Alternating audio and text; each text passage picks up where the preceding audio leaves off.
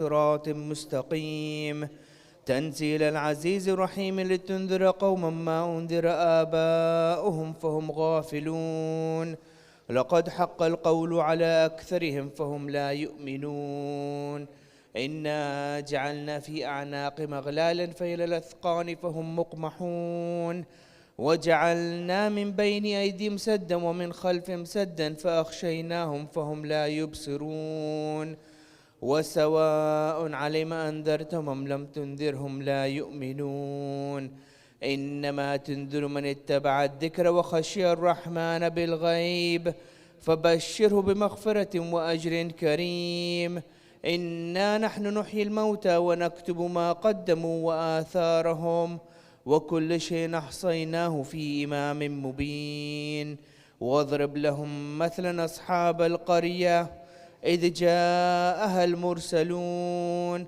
إذ أرسلنا إليهم اثنين فكذبوما فعززنا بثالث فقالوا إنا إليكم مرسلون قالوا ما أنتم إلا بشر مثلنا وما أنزل الرحمن من شيء إن أنتم إلا تكذبون قالوا ربنا يعلم إنا إليكم لمرسلون وما علينا إلا البلاغ المبين قالوا إنا تطيرنا بكم لئن لم تنتهوا لنرجمنكم وليمسنكم منا عذاب أليم قالوا طائركم معكم أئن ذكرتم بل أنتم قوم مسرفون وجاء من أقصى المدينة رجل يسعى قال يا قوم اتبعوا المرسلين اتبعوا من لا يسلكم أجرا وهم مهتدون وما لي لا أعبد الذي فطرني وإليه ترجعون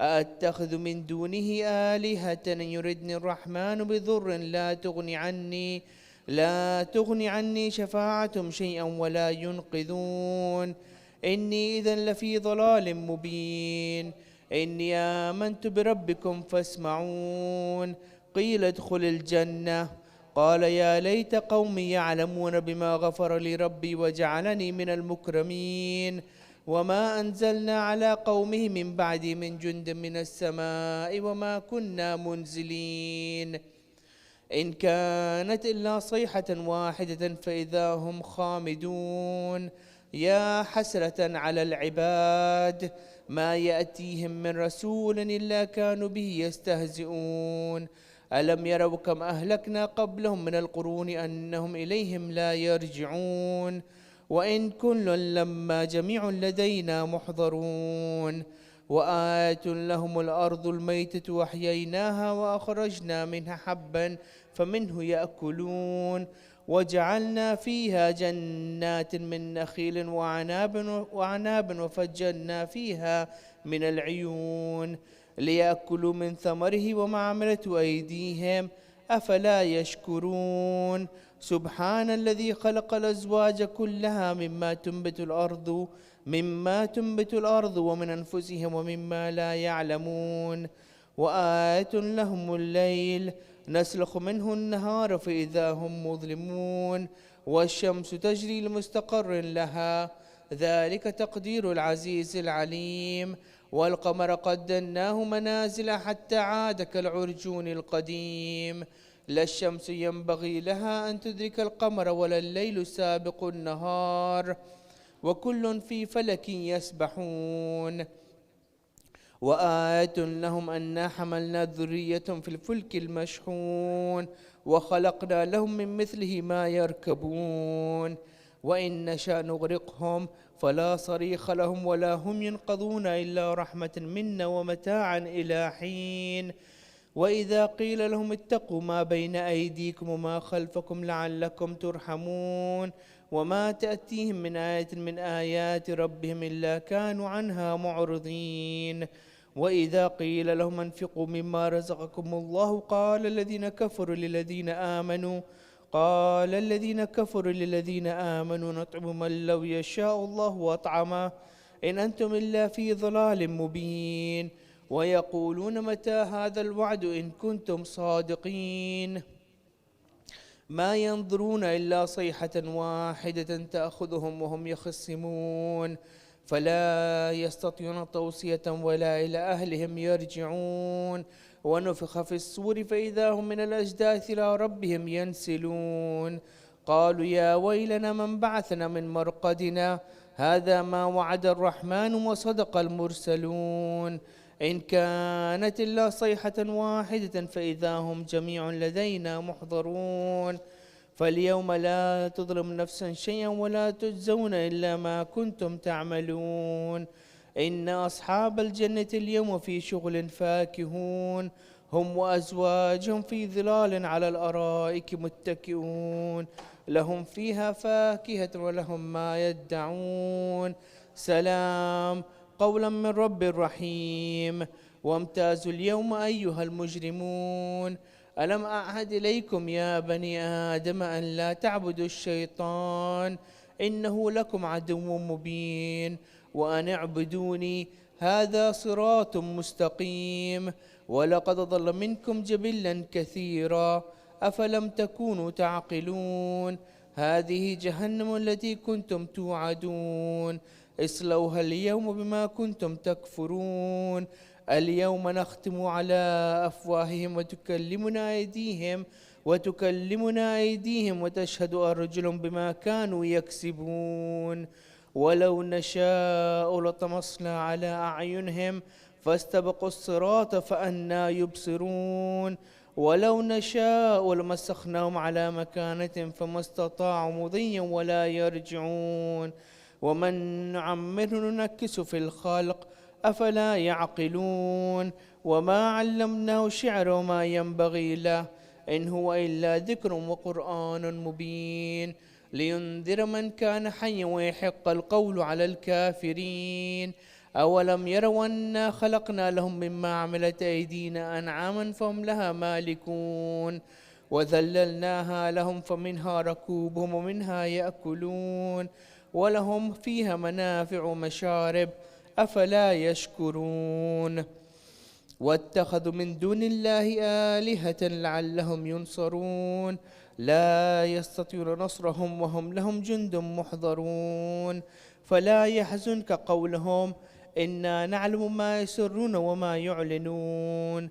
أولم ير الإنسان أنا خلقناه من نطفة فإذا هو خصيم مبين وضرب لنا مثلا ونسي خلقه قال من يحيي العظام وهي رميم قل يحييها الذي أنشأها أول مرة وهو بكل خلق عليم. الذي جعل لكم من الشجر الأخضر نارا فإذا أنتم منه توقدون. أوليس الذي خلق السماوات والأرض بقادر على أن يخلق مثلهم بلى وهو الخلاق العليم. إنما أمره إذا أراد شيئا أن يقول له كن فيكون. فسبحان الذي بيده ملكوت كل شيء وإليه ترجعون. صدق الله العلي العظيم. اللهم صل على محمد وآل محمد. الفاتحة.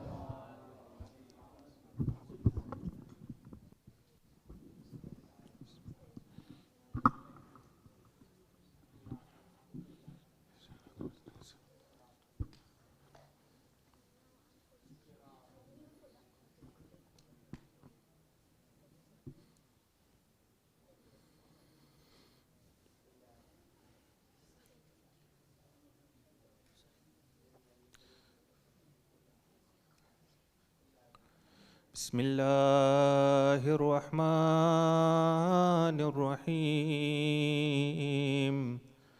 اللهم صل على محمد وآل محمد. اللهم إني أسألك برحمتك التي وسعت كل شيء وبقوتك التي قهرت بها كل شيء وخضع لها كل شيء وذل لها كل شيء وبجبروتك التي غلبت بها كل شيء وبعزتك التي لا يقوم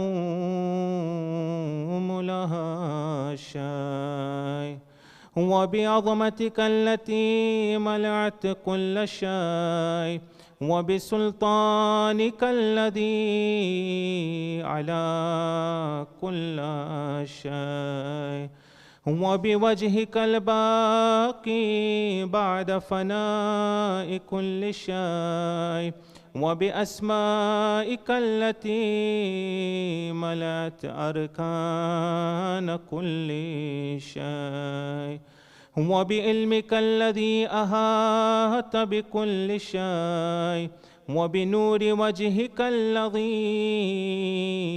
أضاء له كل شيء. يا نور يا أول الأولين ويا آخر الآخرين. اللهم اغفر لي الذنوب التي تهتك العصام. اللهم اغفر لي الذنوب التي تنزل النقم. اللهم اغفر لي الذنوب التي تغير النعم. اللهم اغفر لي الذنوب التي تحبس الدعاء. اللهم اغفر لي الذنوب التي تنزل البلاء. اللهم اغفر لي كل ذنب أذنبته وكل خطيئة أخطأتها. اللهم إني أتقرب إليك بذكرك وأستشفع بك إلى نفسك، وأسألك بجودك أن تدنئني من قربك، وأن توزعني شكرك، وأن تلهمني ذكرك. اللهم إني أسألك سؤال خاضع متذلل خاشع أن تسامحني وترحمني وتجعلني بقسمك راضيا قانعا، وفي جميع الأهوال متواضعا.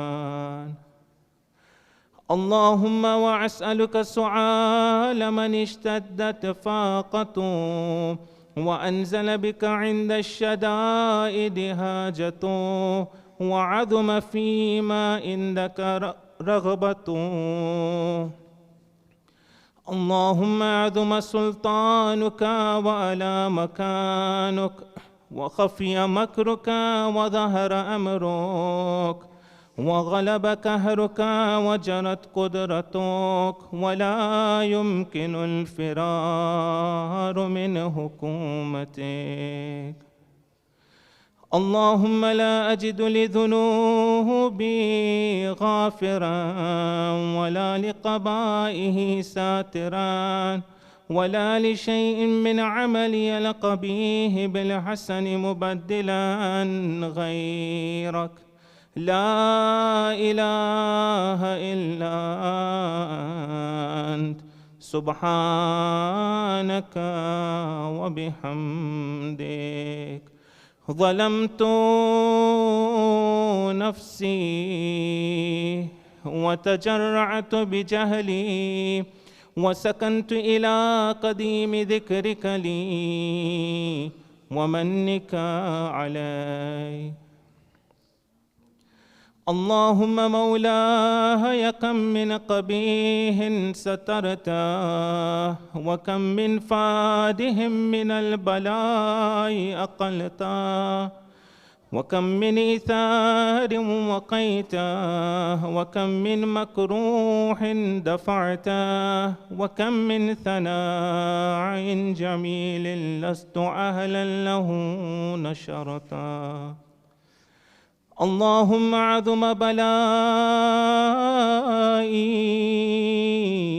وأفرط بي سوء حالي، وقصرت بي آمالي، وقعدت بي أغلالي، وحبسني عن نفعي بعد أملي، وخدعتني الدنيا بغرورها، ونفسي بجنايتها ومطالي. يا سيدي، فأسألك بعزتك ألا يهجب عنك دعائي سوء عملي وفعالي، ولا تفضحني بخفي ما اعتلات عليه من سري، ولا تعاجلني بالعقوبة على ما أملته في خلواتي من سوء فعلي وإساعتي ودوام تفريطي وجهالتي وكثرة شهواتي وغفلتي. وكن اللهم بعزتك لي في كل الأهوال رعوفا، وعلي في جميع الأمور أطوفا. إلهي وربي، من لي غيرك أسأله كشف ضري والنظر في أمري. إلهي ومولاي، أجريت علي حكما اتبعت فيه هوى نفسي، ولم أهترس فيه من تزيين عدوي، فغرني بما أهواه وأسعده على ذلك القضاء، فتجاوزت بما جرى علي من ذلك بعد حدودك، وخالفت بعد أوامرك، فلك الحمد علي في جميع ذلك، ولا حجة لي فيما جرى علي فيه قضاؤك، وألزمني حكمك وبلاؤك. وقد أتيتك يا إلهي بعد تقصيري وإسرافي على نفسي، مؤتذرا نادما منكسرا مستقيلا مستغفرا منيبا مكرا مذعنا مؤترفا، لا أجد مفر مما كان مني، ولا مفزع أتوجه إليه في أمري غير قبولك عذري، وإدخالك إياي في ساعة من رحمتك. اللهم فاقبل عذري وارحم شدة ضري، وفكني من شدي وثاقي. يا رب ارحم ضعف بدني ورقة جلدي ودقة عظمي. يا من بدع خلقي وذكري تربيتي وبري وتغذيتي، هبني لابتداء كرمك وسالف برك بي يا إلهي وسيدي وربي.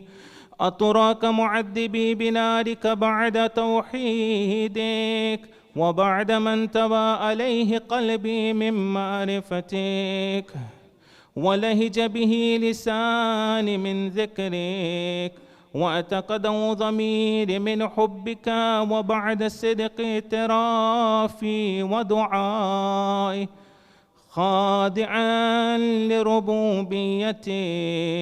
هيهات أنت أكرم من أن تزيئ من ربيت، أو تبعد من أدنيت، أو تشرد من آويت، أو تسلم إلى البلاء من كفيته ورحمته.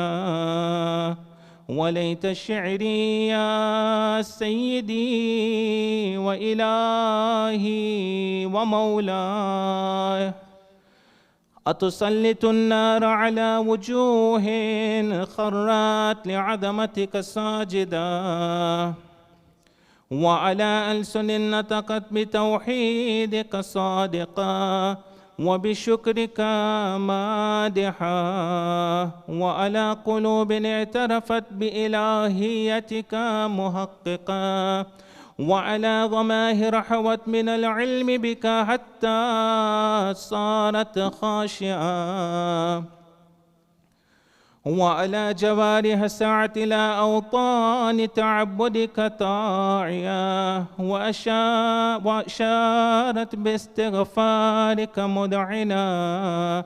ما هكذا الظن بك، ولا أخبرنا بفضلك أنك يا كريم يا ربي، وأنت تعلم ضعفي، أنا قليل من بلاء الدنيا وعقوباتها، وما يجري فيها من المكاره على أهلها، على أن ذلك بلاء ومكروح قليل مكثور، يسير بقاؤه قصير مدته، فكيف احتمال لبلاء الآخرة وجليل المكوء المكاره فيها، وهو بلاء تطول مدته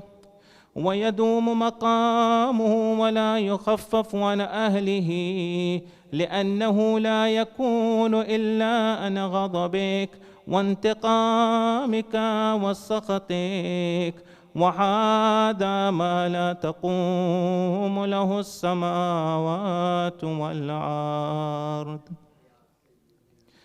يا سيدي فكيف لي وأنا عبدك الضعيف الضليل الحقير المسكين المستكين. يا إلهي وربي وسيدي ومولاي، لأي الأمور إليك أشكو، ولما منها أذج وأبكي، لأليم العذاب والشدة أم لطول البلاء ومدتي، فلئن سيرتني للعقوبات مع أعدائك، وجمعت بيني وبين أهل بلائك، وفرقت بيني وبين أحبائك وأوليائك، فهبني يا إلهي وسيدي ومولاي وربي، صبرت على عذابك، فكيف أصبر على فراقك؟ وحبني صبرت على حر نارك، فكيف أصبر عن النظر إلى كرامتك؟ أم كيف أسكن في النار ورجاي عفوك؟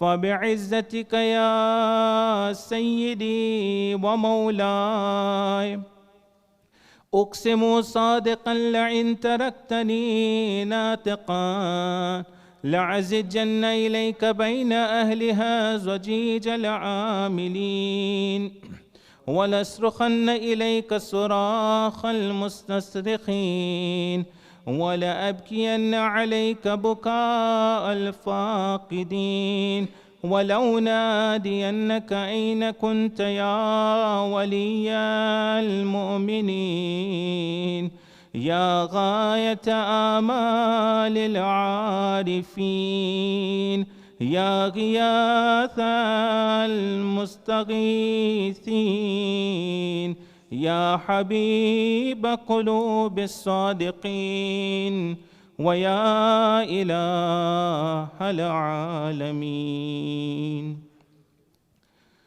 أفطراك سبحانك يا إلهي وبحمدك تسمع فيها صوت عبد مسلم سجنا فيها بمخالفتي، وذاك تعم أذابها بمعصيتي، وحبس بين أتباكها بجرمه وجريرتي، وهو يذج إليك زجيجا معمل لرحمتك، ويناديك بلسان أهل توحيدك، ويتوسل إليك بربوبيتك. يا مولاي، فكيف يبقى في العذاب وهو يرجو ما سلف من حلمك؟ أم كيف تؤلمه النار وهو يعمل فضلك ورحمتك؟ أم كيف يهركه لهيبها وأنت تسمع صوتا وترى مكانه؟ أم كيف يشتمل عليه زفيرها وأنت تعلم ضعفا؟ أم كيف يتقلقل بين أتباكها وأنت تعلم صدقا؟ أم كيف تزجره زبانيتها وهو يناديك يا رب؟ أم كيف يرجو فضلك في إتقه منها فتتركه فيها؟ هيهات ما ذلك الظن بك، ولا المعروف من فضلك، ولا مشبه لما آملت به الموحدين من برك وإحسانك. فباليقين أكتوا لولا ما حكمت به من تعذيب جاهديك، وقضيت به من إخلاد معانديك، لجعلت النار كلها بردا وسلاما، وما كان لعهد فيها مقرا ولا مقاما. لكنك تقدست أسماؤك أقسمت أن تملها من الكافرين من الجنة والناس أجمعين، وأن تخلد فيها المعاندين، وأنت جل ثناؤك قلت مبتدعا، وتتولت بالإنعام متكرما. أفمن كان مؤمنا كمن كان فاسقا لا يستوون. إلهي وسيدي، فأسألك بالقدرة التي قدرتها، وبالقضية التي هتمتها وهكمتها وغلبت من عليه أجريتها، أن تهب لي في هذه الليلة وفي هذه الساعة كل جرم أجرمته، وكل ذنب أذنبته، وكل قبيح أسررته، وكل جهل أملته، كتمته أو أعلنته، أخفيته أو أظهرته، وكل سيئة أمرت بإثباتها الكرام الكاتبين الذين وكلتهم بحفظ ما يكون مني، وجعلتهم شهودا علي مع جواره، وكنت أنت الرقيب علي من ورائهم والشاهد لما خفي عنهم، وبرحمتك أخفيت وبفضلك سترت، وأن توفر حد من كل خير أنزلت أو إحسان فضلت أو بر نشرت أو رزق بسطت أو ذنب تغفر أو خطأ تستر. يا ربي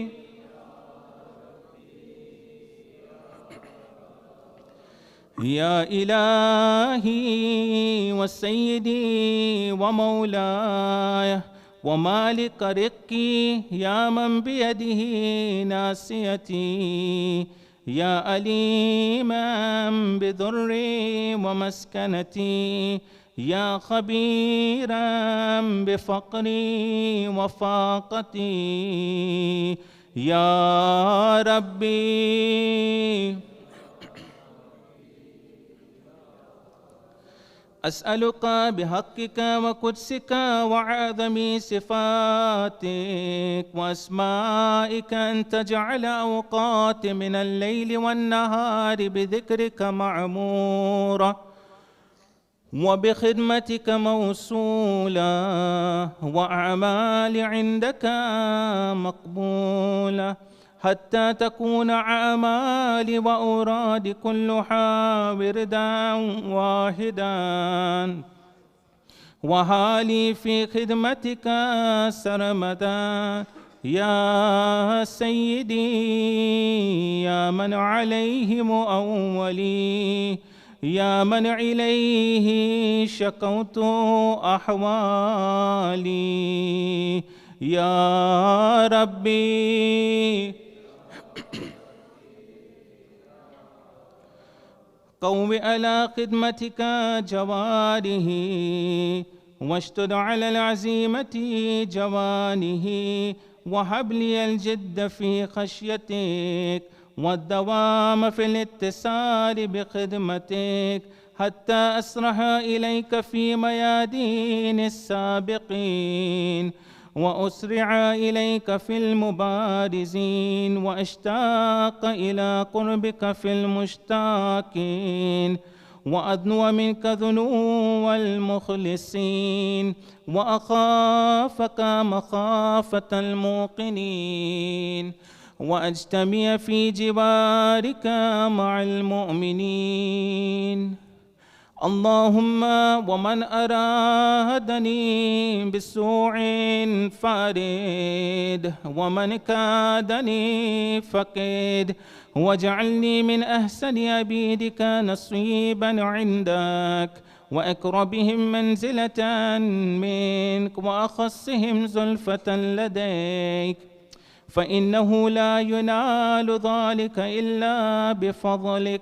وجد لي بجودك، واتف علي بمجدك، واحفظني برحمتك، واجعل لساني بذكرك لهجا، وقلبي بحبك متيما، ومن علي بحسن إجابتك، وأقلني أثرتي، واغفر زلتي، فإنك قضيت على عبادك بإبادتك، وأمرتهم بدعائك، وضمنت لهم الإجابة. فإليك يا ربي نسبت وجهي، وإليك يا ربي مددت يدي، فبعزتك استجب لي دعائي، وبلغني مناي، ولا تقطع من فضلك رجاي، واكفني شر الجن والإنس من أعدائي، يا سريع الرضا اغفر لمن لا يملك إلا الدعاء، فإنك فعال لما تشاء، يا من اسمه دواء، وذكره شفاء، وطاعته غنام، ارحم من رأس ماله الرجاء، وسلاحه البكاء، يا سابق النعم، يا دافع النقام، يا نور المستوحشين في الظلام يا عالما لا يعلم صل على محمد وآل محمد وافعل بي ما أنت أهله وصلى الله على رسوله والأئمة الميامين من آله وسلم تسليما كثيرا كثيرا.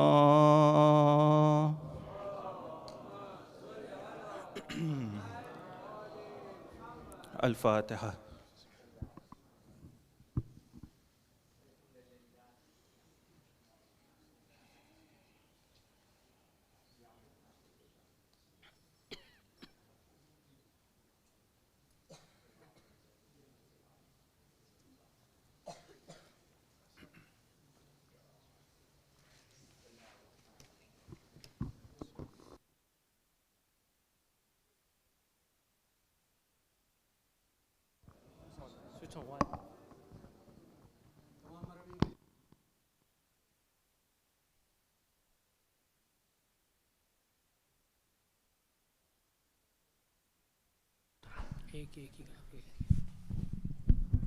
اور محمد و آل محمد صلوات.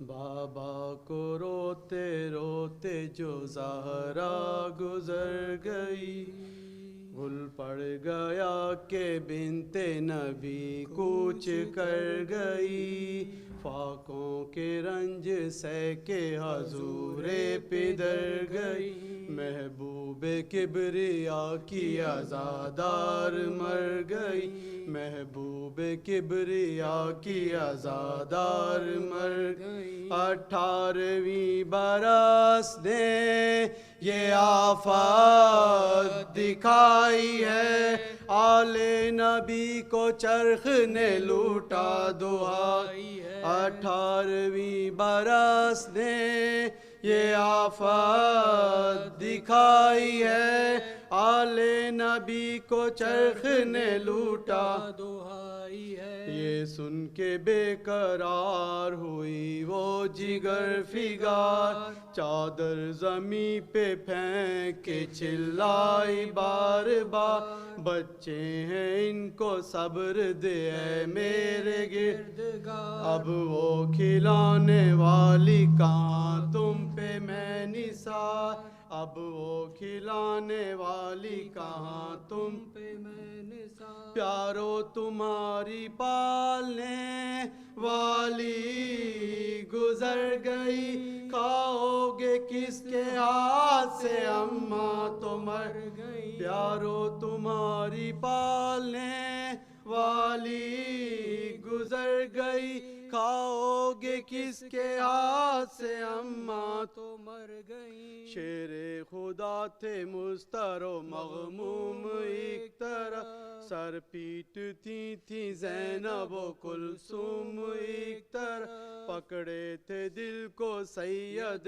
مسموم ایک طرف، بسمل تھے خاک پر شہ مظلوم ایک طرف، بسمل تھے خاک پر شہ مظلوم ایک طرف. حیدر قریب آئے تو ایک خط نظر پڑا، تڑپے کچھ اس طرح کہ امامہ اتر پڑا.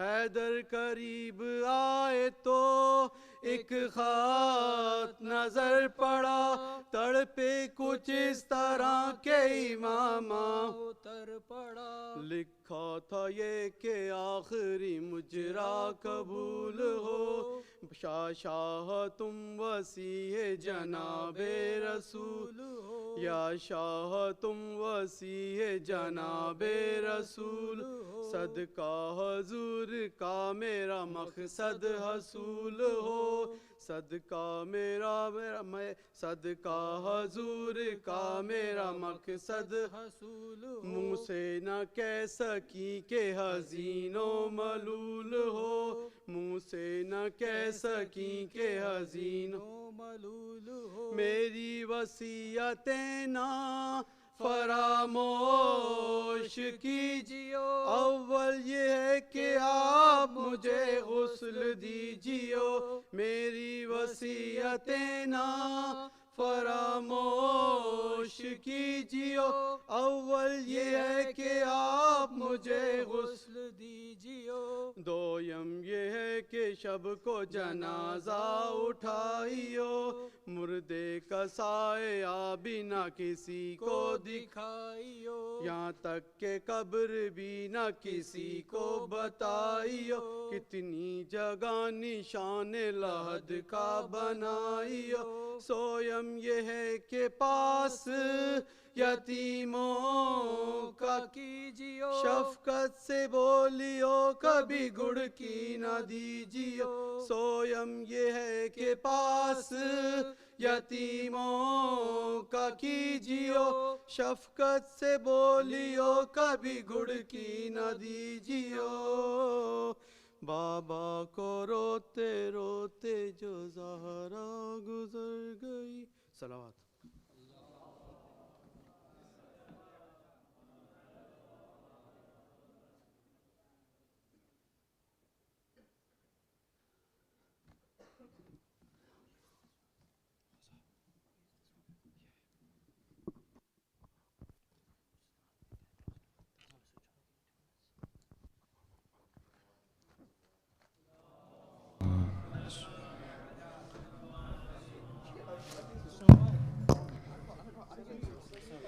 آج رخصت ہو رہی ہے تم سے زہرا یا علی، آج رخصت ہو رہی ہے تم سے زہرا یا علی، پردہ شب میں میری میت اٹھانا یا علی،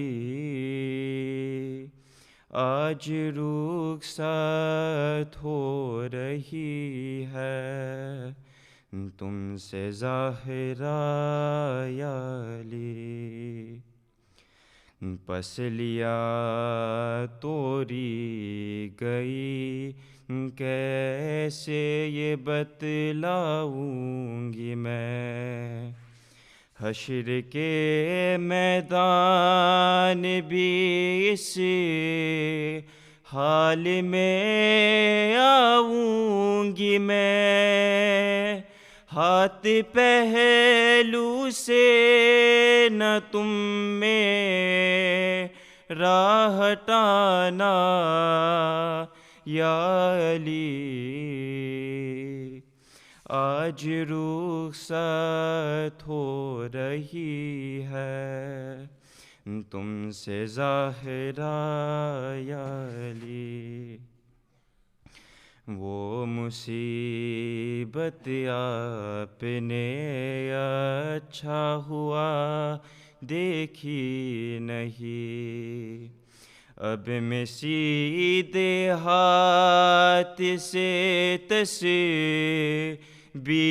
پر سکتی نہیں، ایسا کن فزنے ہے مارا تازیانہ یا علی،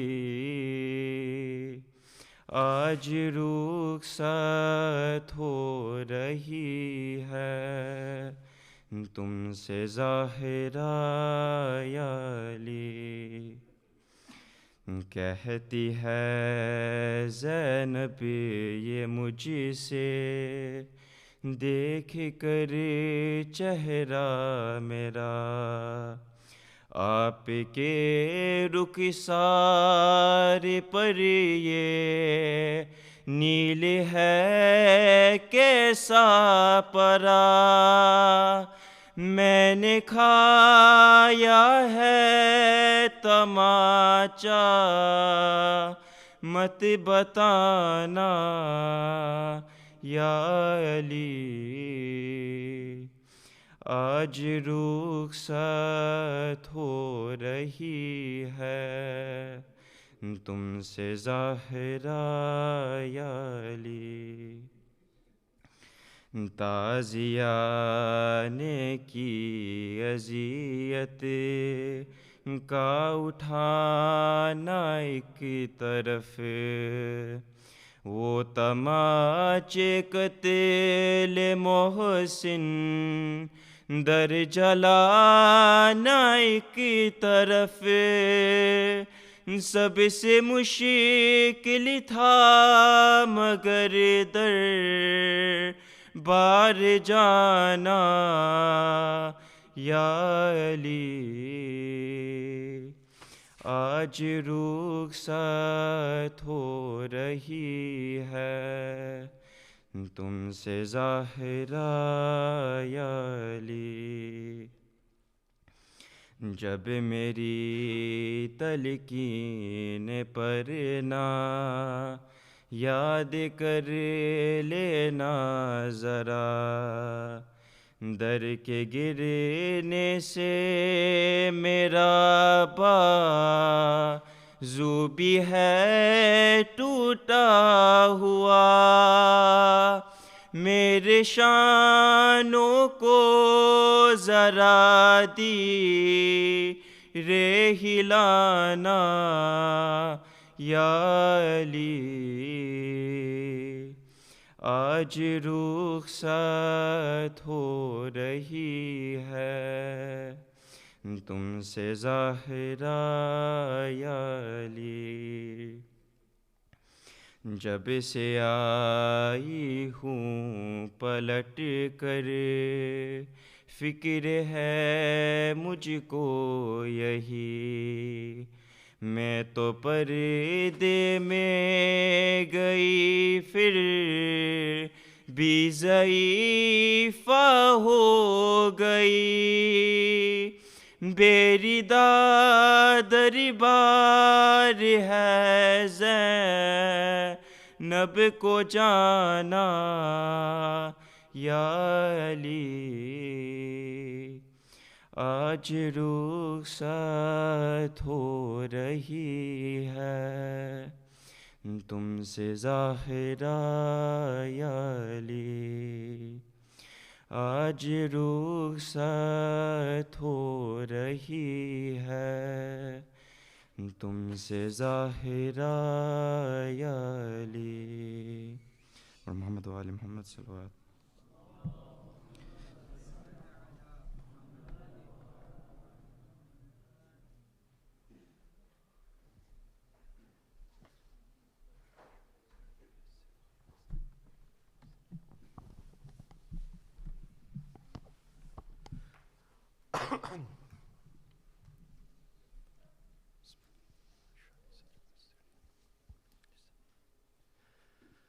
أعوذ بالله من الشيطان الرجيم. بسم الله الرحمن الرحيم. Before I begin to recite, I just wanted to give you some context for the poem that I will be reciting. This poem is meant to be a conversation between three very special places for the Shia of Ali. Salawat.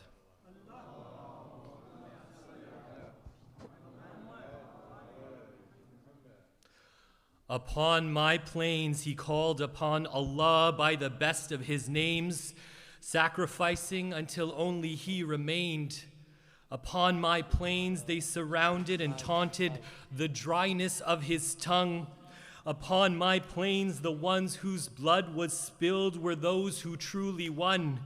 The angels, the jinn, and the humans continuously come to me in their grief. I am that land where the son of Muhammad was slaughtered like a sheep. I am a land that holds such pain, it remains beyond compare. O plains of Karbala, I weep and cry for the martyrs in your embrace. But within my walls I hold the maqam where Shia were displaced. I hold that special place in which the father of dust prostrated on dust and then was struck while he ascended, whose lips gave thanks professing a victory so splendid. I hold the blood of Haydar upon whom Islam depended, and I watched as he fell, surrounded by few, the lonely worshipper who no one really knew. I am that mosque where every prophet supplicated, and yet still I savor the last of Ali's sujood.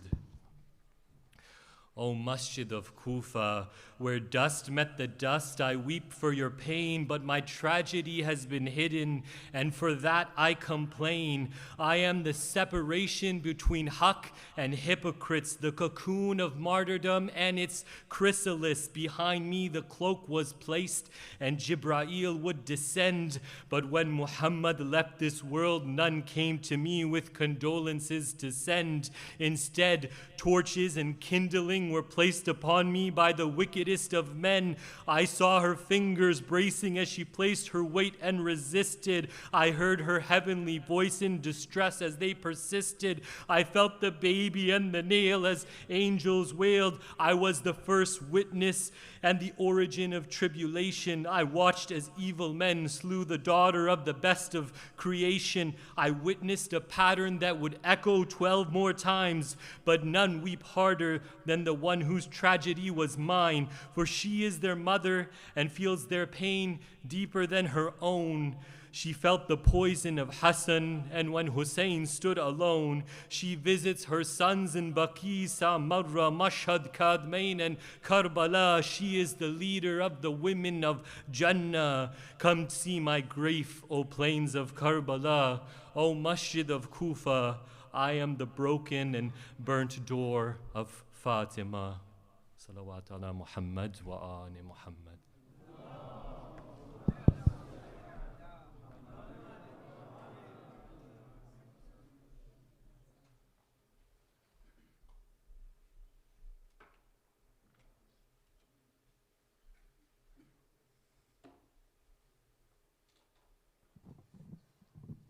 Salawat.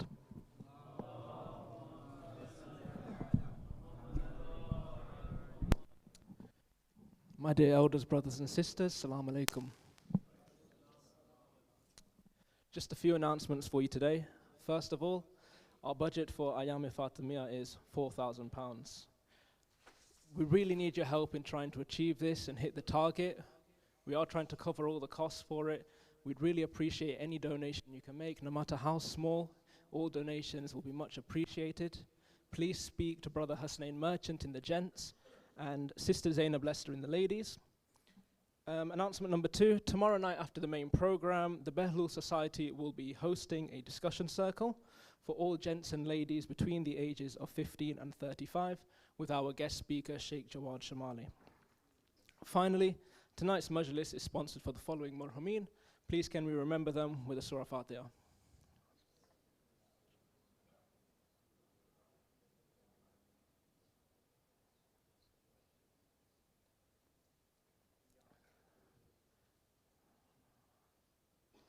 Before we invite Sheikh to the mimbar, please can I request everyone to move forward for the latecomers coming in.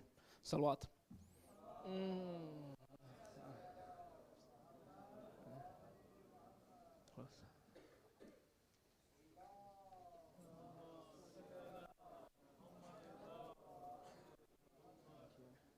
And finally, please can I request everyone to invite Sheikh Jawad Shomali to the mimbar with 3 loud salawats.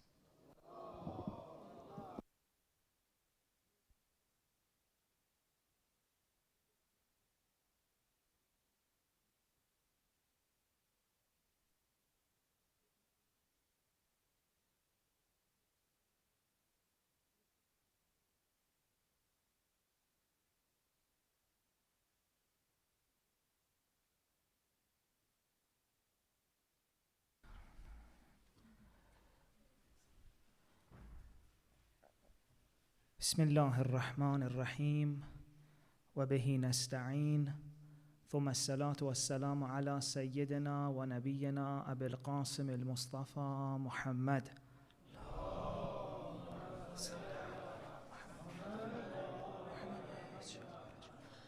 وعلى آله الطيبين الطاهرين. Dear sisters and brothers, Assalamu alaikum.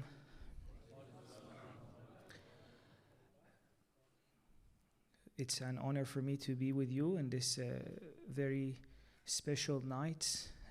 But before we begin, if you would kindly join me in reciting a Fatiha for the names on the screen that are the sponsors. And Bismillah ar-Rahman ar-Rahim.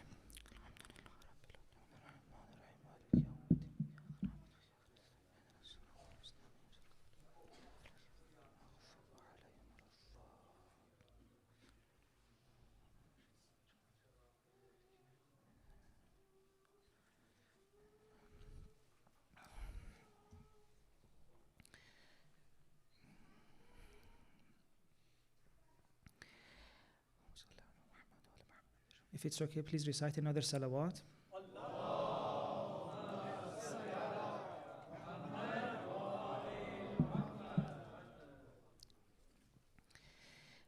I haven't given a talk in 6 months, so I'm a little bit rusty. Please forgive me.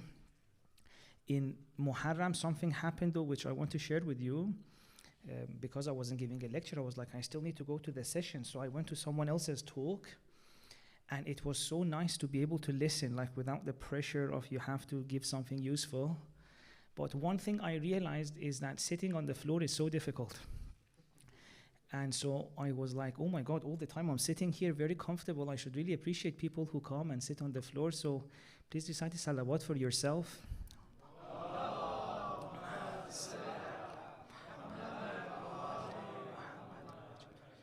20 minutes into the lecture, all I was thinking was like, I should have brought one of those things, you know, the chairs on the floor. Have you seen them without the legs?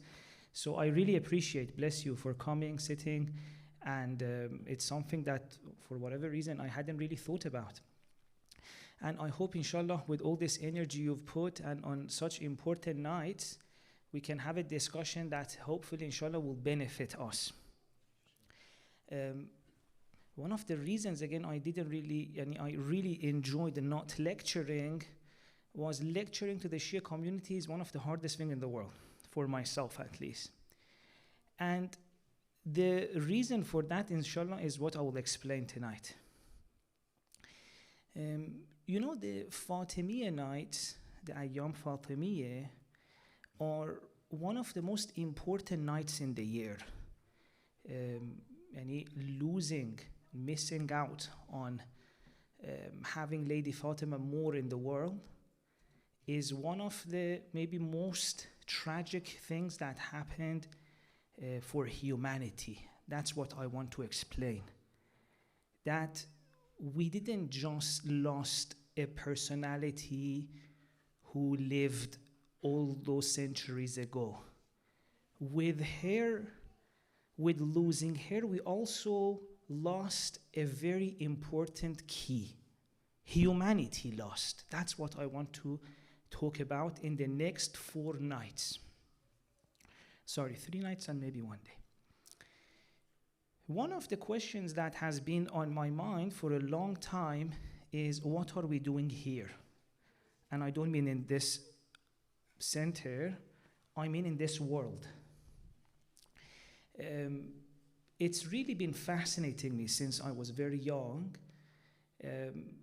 On the surface, life goes on without really us thinking about it. When you're young, they're like, okay, study well, you need to succeed in school, high school, then you need to get into a college, then you need to go to uni. By the time you're in uni, parents are like, when are you getting married? When you get married, they're like, where are the children? When you get the first, they're like, where's the second? Where's the third coming? Okay, now you have the third, probably it's time for the extension. You get an extension, then your children are getting a little bit older, you need to find a school for them, then they need to get married, and then you have to go to the doctor to check this, to check that, and then you're like, yeah, it seems like we're leaving. Although if you have more time, then you start doing the same thing with your children. Now your child has to go to uni, now has to get married, now has to... And this keeps happening. And sometimes when things are okay, like when life is not too difficult, which by the way for everyone is, like you just need to get to that point to realize it. When dunya allows you to live at the surface, everything is okay. Until a problem happens. You get an illness, a partner gets an illness, your child gets an illness, or something happens in the world, and you're like, what's the point of all of this? Life is so difficult. Why are we here? What's the point of all of this suffering? So you go from someone who was just living to suddenly like, what the hell is the point of all of this? And most of the times, unfortunately, we oscillate between these two. So we either fall into the dream of dunya, like you're so distracted by that cycle, which is like get money, spend money, get money, spend money, eat, go to the gym to get rid of what you ate. If you think about it, life is a very complicated thing that at its core, it's a very simple thing. It's like you eat, you sleep, you go to work to get money so you can eat. It's like very few things, but even that, as simple as it is, it really gets us. Like you could be stuck in this cycle for 30, 40 years without even noticing. All I'm doing is this. It seems like I've kind of forgotten to ask myself, so what? So what? And at that surface level, the so what is a little bit clear. And the culture gives you the so what. It's like you need all of this to be happy. So you're always chasing happiness. You want that house, you want this marriage. You're always chasing for happiness outside until, as I said, something happens, either in our own life, an illness, someone passes away. Like I've shared this example many times. We were in the plane from the UK to another country, and on the plane there was this lady with us who kept saying, Mom, just come back. I'll give everything I have to see you one more time. And speaking to her, I realized she's from a very wealthy family. They've come to the UK to work and they've made a very good living. Mom back home passes away, and now suddenly, in her view, everything that she worked for lost its significance. She's like, in a world in which my mother is no longer there, why do I need all of this? So sometimes the meaning we find in our own life collapses in the face of what happens in the world. Sometimes this is a personal thing. You lose your partner, you lose a child, and sometimes it's a global thing. You're like, all these things I wanted to achieve in my own life, how could it make sense when all of the suffering is happening in the world? Like suddenly, I can't make sense of my own life anymore. And part of the reason for that is that the story I had for my life was never aligned with the realities of the universe. It was a dream that could only work at the surface. As soon as life hits you with one of these realities, it shatters. And it happens to all of us at different ages. So the problem is not that this happens. This is actually a reality of life. It's been going there since humanity was here. The only problem is people, in the absence of how to understand this, in the absence of a proper understanding, they either fall into the victim of dunya, they become trapped by dunya, they're so excited for it that they just live, and then by the end of it, they're like, oh my God, it's time for me to go. What was I doing? So you're either in this dream, or you wake up from the dream and you hate dunya. You're like, oh, this dunya it's terrible. It's full of suffering. What the hell is this dunya? Why did God even create this? What's the point of it? And it's very interesting that in our religion, in almost all of the religions, this hope of dunya, this hope of this life of this world, is very condemned. Like they say, if you live 60, 70, 80, 100 years just chasing dunya, you've lost the depth of reality. يَعْلَمُونَ ظَاهِرًا مِنَ الْحَيَاةِ الدُّنْيَا وَهُمْ عَنِ الْآخِرَةِ هُمْ غَافِلُونَ. So Quran says the group who are in that dream of just chasing something outside, they're in loss. What is their loss? Quran says there's way more on offer in reality, which they're not getting any of. They're just chasing the surface. And then one day when they leave this world, they go to the next, they're like, oh my God, all the things I acquired, I'm leaving them there. So this one, Quran condemns. But this doesn't mean now that, okay, dunya is a terrible place and I should hate it, which is unfortunately what happens to us when we realize dunya is not good. So there is this person, and this story is mentioned in Nahjul Balagh. Imam Ali sees someone condemning dunya. We just said loving dunya, if that's all we do, the surface level is not good. But when Imam Ali sees someone who's condemning dunya, then he's like, that's not good either. Imam Ali's sentence starts like this: Ayyuha dham lid dunya. O you who are condemning dunya. What Imam Ali then says is so powerful. Well, why is the guy condemning dunya? Each of us have so many reasons. What is this dunya? When there's illness, people die. When this happens, and it's all true. But Imam Ali says something very interesting. Imam says, see, inna dunya daru sidqin liman sadaqaha wa daru afiyatin liman fahima anha. Imam says, dunya, if you start listening to it, if you trust it, it actually becomes such a place of honesty. It has so much to teach you. وَدَارُ عَافِيَةٍ لِمَنْ فَهِمَ عَنْهَا. And it becomes a place of afiyah. Afiyah is when you have like a life that doesn't stress you, doesn't make you anxious. It says this dunya, with all the terrible things happening inside it, if you understand its function, why we come here, how do I understand this world, then it suddenly becomes a different place for you. It becomes daru afiyah. It becomes a place of comfort for you. Please recite the salawat.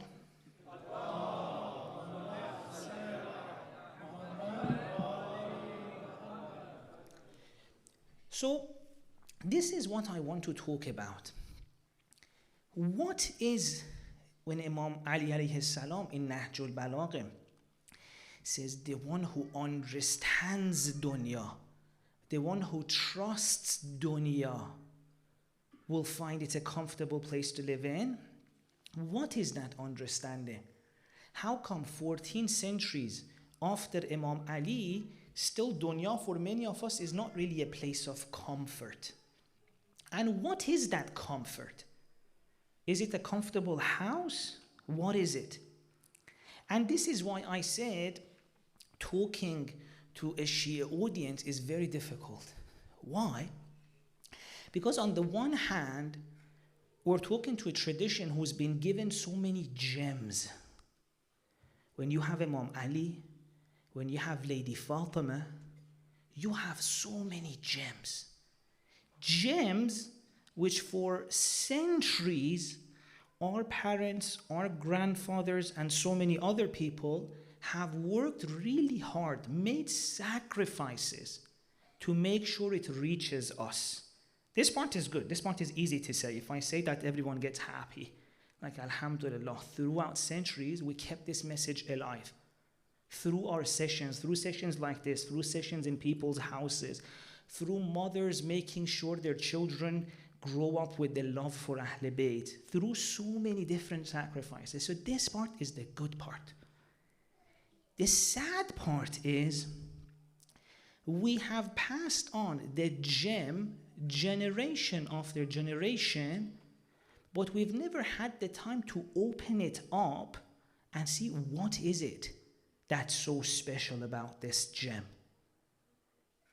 So the situation we have right now is that you're sitting on top of a lot of wealth, but the wealth is in such a currency that you cannot use it in your own life.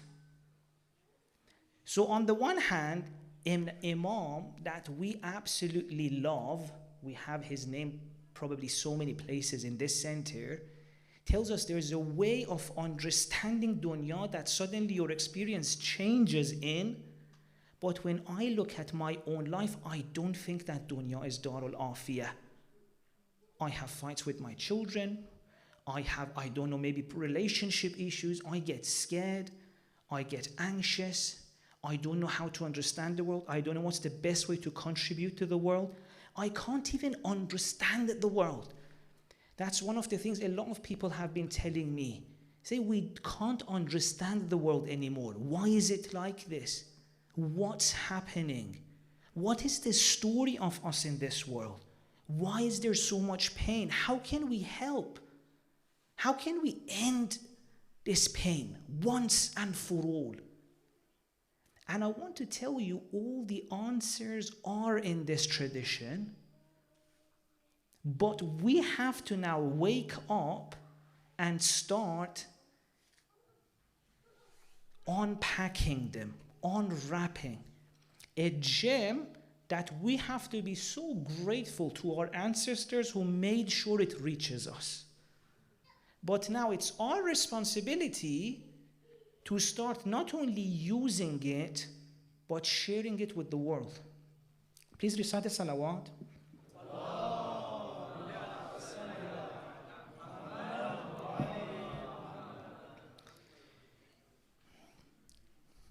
One of the reasons why I said losing Lady Fatemiyah was such a big deal for humanity is that the moment we lose Lady Fatemiyah is the moment in which a certain understanding of Islam, of what was God's purpose, of what was Prophet's mission, the understanding of it that could have saved the world becomes sidelined. Lady Fatemiyah, in that short period that she's alive, she's given a few hints. There's so little we have from her in terms of teachings. But in almost all of them that you look at, which I will inshallah talk about in the next coming night, you see she's giving the solution to end human suffering once and for all. In fact, that was why God even sent the Prophet. It says, Rahmatan lil alamin, as a mercy to humanity. But that mercy, which was the Quran, which was the Prophet, which was the Islam, has not really been flourishing in the world, and that is because the correct understanding of it has been sidelined. And if you think about it, because a lot of people who wake up from that dream of chasing dunya, they usually try to see, how can I help the world? How can I now end suffering? So many people, even in the last few months, they've suddenly were like, I want to do something. But after doing this for a while, a few years, one of the things people will realize, especially if they read history, is that before us, there have been so many other people who wanted to end suffering, who wanted to end oppression.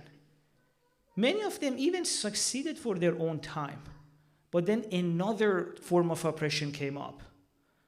There's even cases in history where the group who wanted to end oppression, 2 generations later, 1 generation later, became the oppressors themselves. And if you read history, it's always been like that. There has been this cycle. There's people who are being hurt. Then there's another group. Even if this manages to be calmed down, it pops up from another place. And there was a solution for this. It wasn't meant to be like this. This was not meant to be life. Life was not meant to be Hunger Games where every generation so many people have to die. There was another way of living which God wanted to share with us through the prophets. The same message that came through every prophet, and then it's in final edition through our prophet. And Lady Fatemiyah Salamullah alayha,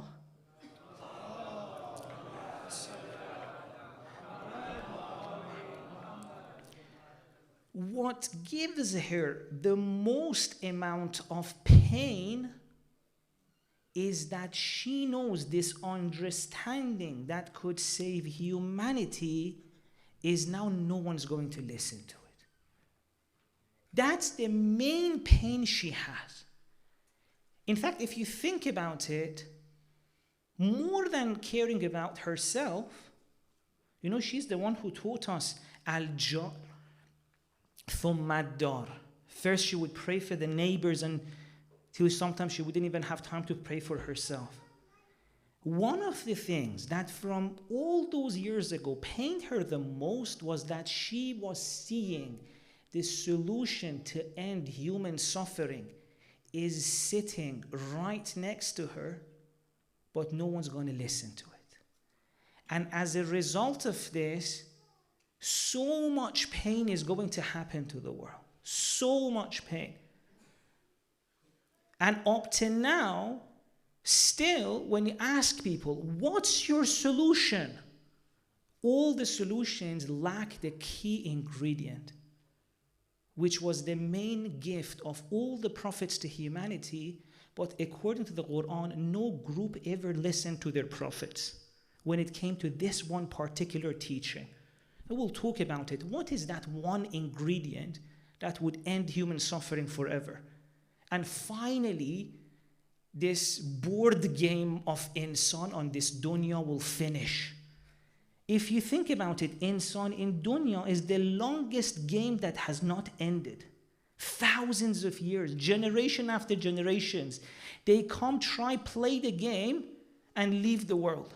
And nothing has changed. Still the same fights between parents, the same fights between still people being oppressed for no reason. So many generations have tried, but the solution has been there. No one listens to it. If you think about it, what Lady Fatemiyah was worried about actually happened. So you have Imam Ali a few years later, and he says, there's so much knowledge here, I have no one to share it with. And this knowledge, unfortunately, still is there in the chest of a few people. It's there in the Quran, it's there in our hadith, but the difficulty with it is that it's the kind of knowledge that we need to grow to be able to receive it. Even in the Quran, one of the beautiful verses that God mentions this, it's so powerful. Imagine the one thing humanity needed to know to finish suffering is there in the Quran, but God tells us in the Quran that if you just share this with people who haven't grown to receive it, the only thing that it will do, زَادَهُمْ نُفُورًا, it will create hatred in them. Why? Imam Ali explains to us, الناس أعداء ما جهلوا. People, when they can't understand something, they hate it. It's a very interesting thing. When a knowledge is above our capacity, we don't say, maybe I don't know. Like, no, that's nonsense. That's wrong. It needs to be stopped.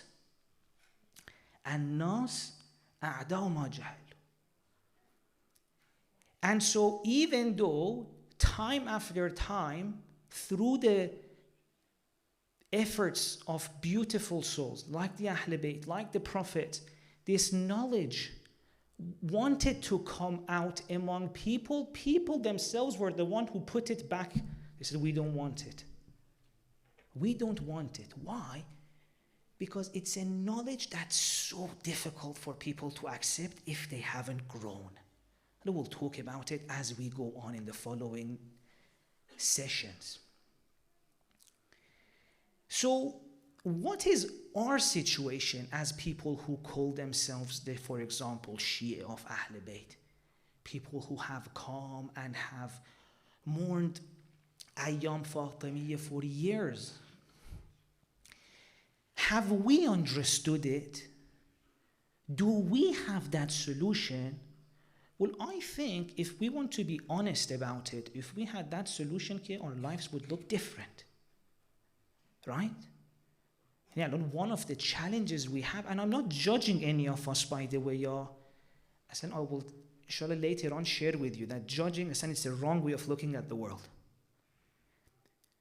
But our own lives, I'm not excluded, even myself, our lives sometimes show that we find it difficult to even have peace at home. Parents and children, two partners. So how can we claim we have the solution for humanity's problems? And I think the answer lies and I'll try to explain the answer using an example. Because I still think the followers of Ahl Bayt deserve a lot of credit for one great thing they've done.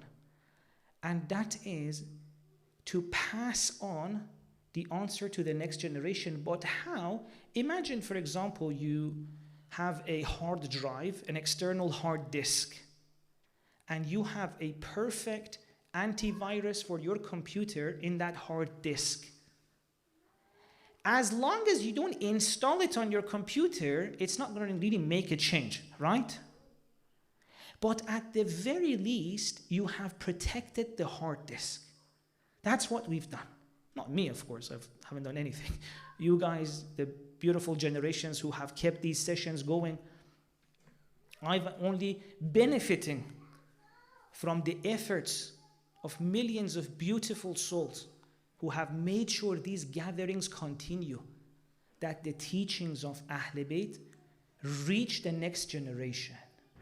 So what I'm adding now is this, that the teachings reach the next generation, but almost in the form of an external hard disk that has not been installed in our hearts. At least we've kept it, and that's very special. It's there. The answers are all there. But now we need to install it. And this is one of the reasons, for example, if someone genuinely asked me, are you Shia? I would like, I wish I was. Look at the descriptions of Shia in Nahj al-Balagha and see if one of it even matches on me. I call myself someone who would, inshallah, one day love to have the honor of being even 10% Shia, which is 10% Muslim, because I think Shia is nothing other than the correct understanding of Islam. But I don't think the qualities Imam Ali mentions of his followers in Nahj al-Balagha match with me. Although the funny thing is, sometimes, actually sad thing, you see someone, masalan, over this hadith is correct or not, start swearing at the other one, oh, you got this wrong, you idiot, you this and that. And I'm like, do you understand what you're doing? You're talking about a hadith. You want to make sure people get the right hadith. Fair enough.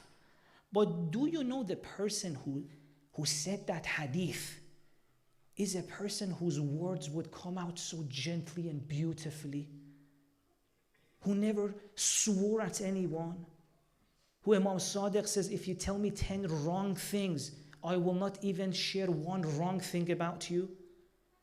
How can you talk about that person, but all that comes out of your mouth is nothing like what he would do? What does this show? You've become an expert in memorizing it, in keeping it, but not installing it in your heart. And this is a very difficult place to be in. Because to a person who has all of this knowledge stored in their minds and in their books, and they've heard it all the time, if you tell them you need more Ahl Bayt inside you, they're like, what are you on about?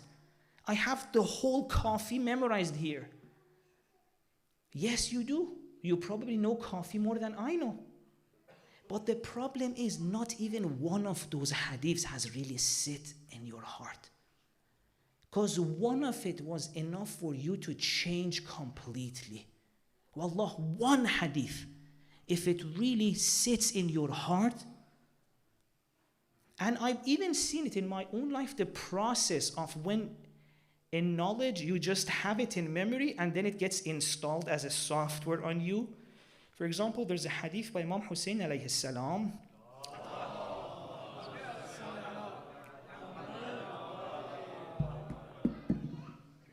اعلموا أن حوائج الناس إليكم من نعم الله عليكم. Imam Husayn alayhi salam says, know that when people need you, they come to you with a request, it's actually a blessing of God for you.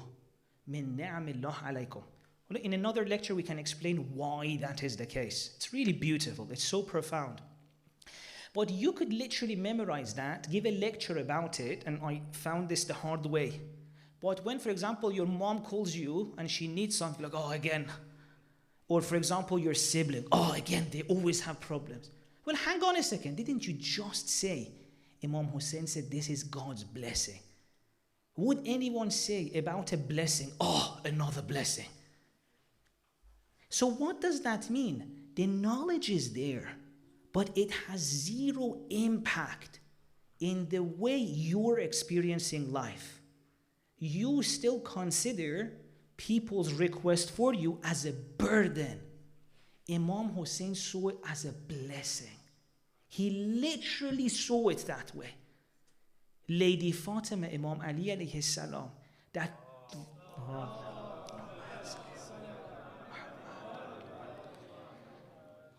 and the beautiful family that they created, they didn't just memorize these things. They lived it. Must have known that famous example of when they were fasting and people come.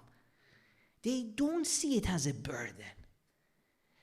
Well, this was just one small example of how you can be a carrier of a knowledge, even a protector of a knowledge, but not a beneficiary of that knowledge. You have the software, now you need to install it.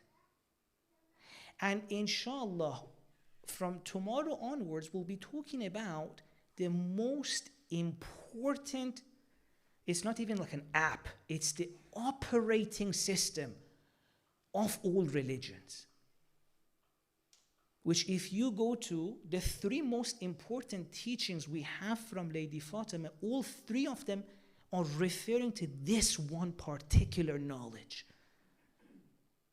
This is, we can call it the operating system of being an insan. The way to end human suffering. And once you hear it, you will be shocked that you've seen it every day. You've heard it every day. But the only thing is, no one told us now you need to press install. And inshallah, we'll try to take these steps to installing it. Because we have to face it. The humanity now needs it. And I'll end with this. And this is why, by the way, for me tonight is such a painful night. And I feel like even I am responsible in part of this pain. You know, Imam Musa Sa'd, one of our great scholars about Amirul Mu'mineen, said an interesting line. He said Imam Ali was killed a few times. He says once he was killed by Ibn Muljam. Once he was killed when all of his children were killed. And then once he was killed by all the people throughout history who never went to share his teachings, to live his teachings. The same, I see it, is with Lady Fatemiyah. On a night like this, we were deprived of her physical presence. But to be deprived of her teachings, many of us were responsible in that too. And inshallah, I'm hoping through the next night, we'll try to change that. And one of the things which is so important, and it's so scary for me to say this with you, but wallahi al-azim, we have a huge responsibility. Huge. If on the day of judgment, God says so much suffering happened in the world, because people did not have this teaching of Lady Fatima. And if we are responsible in pushing people away from this teaching, then we're responsible in humanity being stuck in this confusion and pain. And one of the challenges we've had as the Shia is that we were giving this gem by our fathers and grandfathers and mothers and grandmothers, and we were told to protect it because so many people don't want this in the world. That's one of the reasons why all of God's prophets were almost killed, because this is such a difficult truth for humanity to accept. So we were told to protect it, and they did a great job. But the challenge was, the mission wasn't to just protect it. It was protect it, but also share it with the world. So if you protect it by just kicking anyone who comes towards you, or anyone who wants to attack it, you've safeguarded it for sure. But you've made so many people not even want to benefit from it anymore. And the burden, the responsibility of being a Shia, of accepting any truth, of which Shia is one example, is you have to protect it in such a way that you don't push people away. And this is such a difficult, thin line. If you take it a little bit easy, they'll come and destroy the gem and nothing is left of it. But if in the process of protecting it, you get aggressive and push people away, you've deprived people of this gem, and this gem was theirs too, it's not yours. And so many times, like our Ahl Bayt, you have to protect it with your own body. That's how our Ayyame defended this sometimes even. A person would come and swear at Imam Baqir, and he was like, swear at me, but if I swear back at you, you'll go, and I have the thing that can save you. So what should I do with you? So swear at me, I'll be nice to you. This is the main pain of Ahl Bayt. They had something that could save humanity, and then they were attacked by the very people who needed it, and they were in a very difficult position because I know you need this. And the same situation is now as well. If we think we own the Ahl Bayt, oh, wait till you get surprised. Ahl Bayt belong to humanity.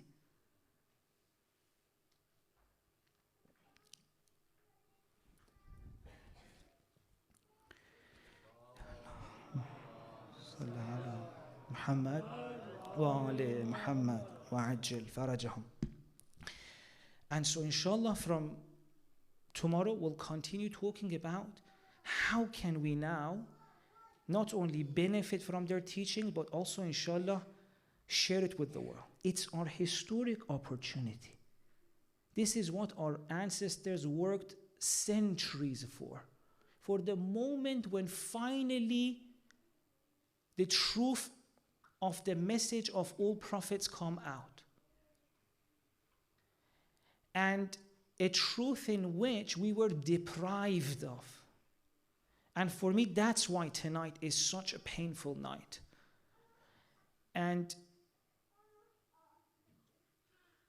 Lady Fatima, I genuinely would not be surprised if this was her state in those final moments. That she is sad, she is in pain, because she knows that when she goes, Imam Ali, no one would listen to him. And not just that, they're greater than that. She knows Imam Ali can handle that. But why does it really break her heart? Because she knows the same people who would not reply to Imam Ali's salams are the ones who are desperately in need of the knowledge that is in his heart. She can see from all those years back how much suffering is going to happen in the world. Because Ali never got a chance to explain what the Prophet was like. what real Islam is.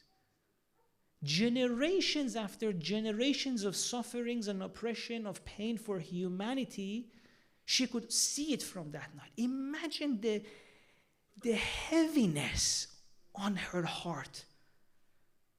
Today, driving here, I genuinely felt that she was even heartbroken for us. Well, in the next nights, I'll explain to you that every time you get scared, every time you're hurt, every time you get heartbroken, every time when there's a pain so difficult you wish it didn't exist, it could have all been avoided if the true teachings of the prophets had reached us. And so this is the loss tonight. And I hope, inshallah, we all feel it, because I want you really ready tomorrow. We really don't have time to waste. And please recite salawat, and inshallah we'll go for the Masjid.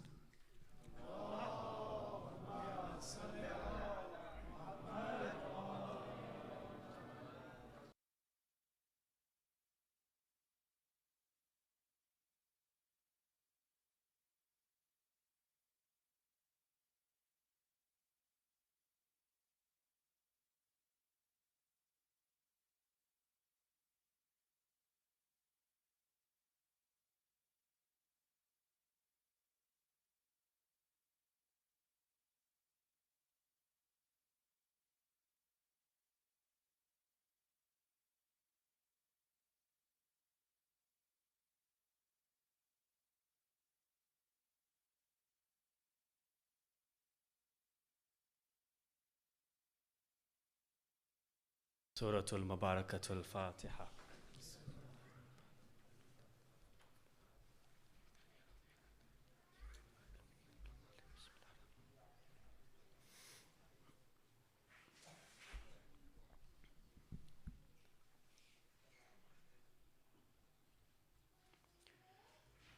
أعوذ بالله من الشيطان اللعين الرجيم. بسم الله الرحمن الرحيم.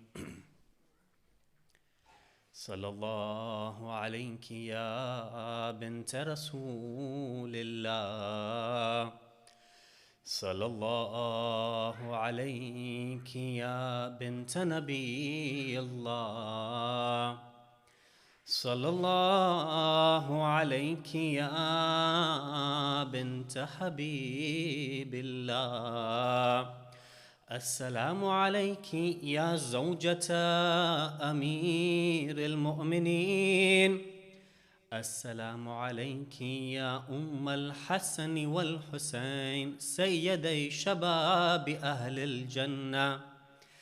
السلام عليك يا فاطمة الزهراء سيدتي نساء العالمين. رب اشرح لي صدري ويسر لي أمري واحلل عقدة من لساني يفقهوا قولي. عزیزان گرامی اور سامعین محترم، ہمارے پیارے نبی رسول خدا سرور کائنات نے فرمایا ہے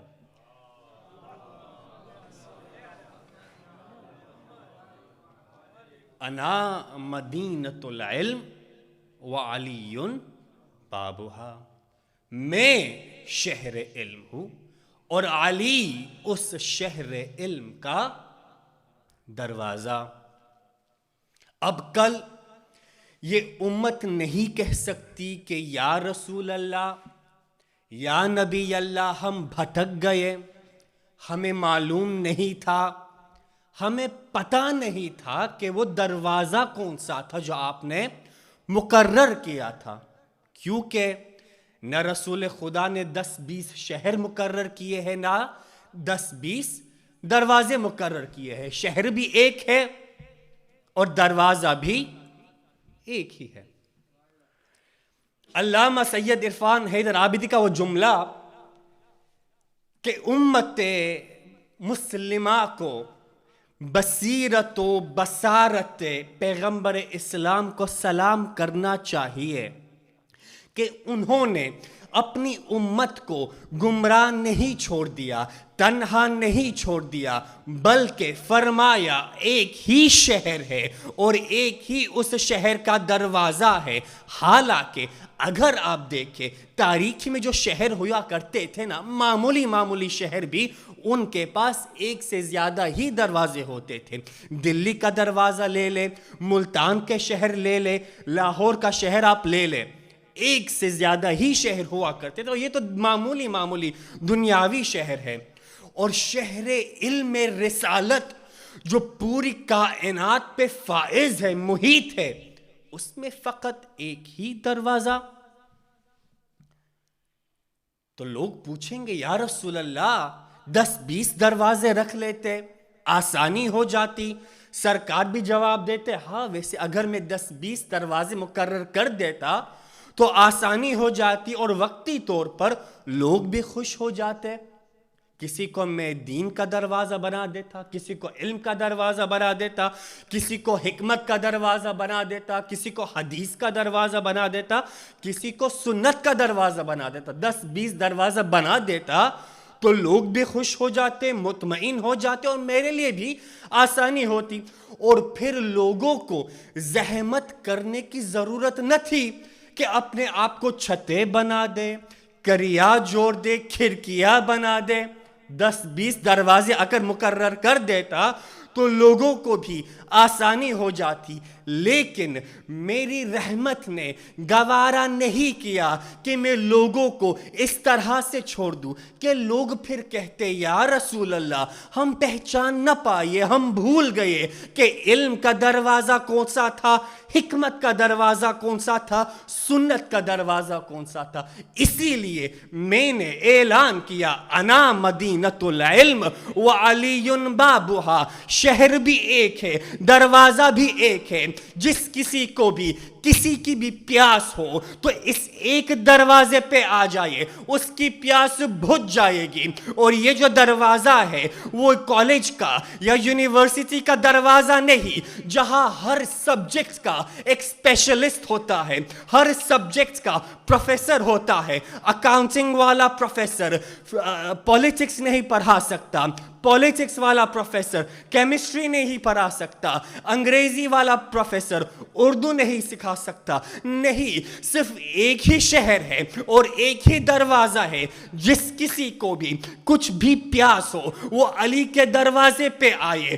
دین چاہتے ہو تو علی کے دروازے پر آؤ، علم چاہتے ہو تو علی کے دروازے پر آؤ، حلم چاہتے ہو تو علی کے دروازے پر آؤ، خلق چاہتے ہو تو علی کے دروازے پر آؤ، خلق چاہتے ہو تو علی کے دروازے پر آؤ، شجاعت چاہتے ہو تو علی کے دروازے پر آؤ، نجات چاہتے ہو تو علی کے دروازے پر آؤ، طہارت چاہتے ہو تو علی کے دروازے پر آؤ، قرآن چاہتے ہو تو علی کے دروازے پر آؤ، تفسیر چاہتے ہو تو علی کے دروازے پر آؤ، تشریح چاہتے ہو تو علی کے دروازے پر آؤ، نبوت کی تعمیر چاہتے ہو تو علی کے دروازے پر آؤ، غدیر چاہتے ہو تو علی کے دروازے پر آؤ، زکوٰۃ کی خلق چاہتے ہو تو علی کے دروازے پر آؤ، مسئلے کے حل چاہتے ہو، توجہ مسائل کے حل چاہتے ہو تو علی کے دروازے پر آؤ، اپنے آپ کو ہلاکت سے بچانا چاہتے ہو تو علی کے دروازے پر آؤ۔